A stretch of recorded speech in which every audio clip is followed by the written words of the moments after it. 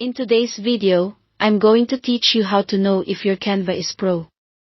By the end, you'll be able to confirm your plan quickly and avoid surprises when you start designing.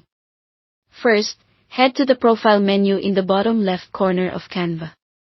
Click your profile photo or initials to open your account panel. Right near your name, Canva will clearly display your plan. If you see Canva Pro or you notice team details listed there such as a team name or roles, you're on a Pro or team plan. If it just shows a basic account with no mention of Pro, you're likely on the free plan. This is the most direct place to verify your status before you start a project. Next, let's talk about crowns on elements. Inside the editor, click on a photo, graphic, or icon. If a crown icon appears with that item, it indicates Pro content. Crowns are Canva's visual shorthand for premium assets. Seeing crowns doesn't automatically mean you have Pro, it simply flags that the asset belongs to the Pro catalog. If you're on a Pro plan, you can use those crown items without running into upgrade prompts.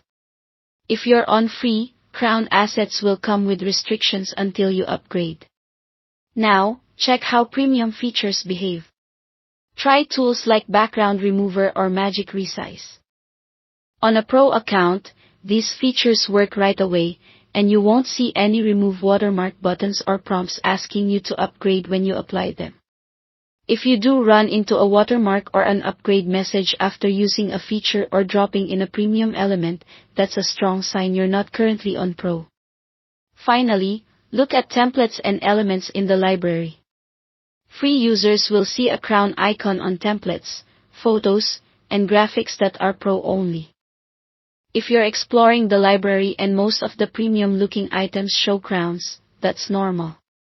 The key difference is how Canva handles them when you use them.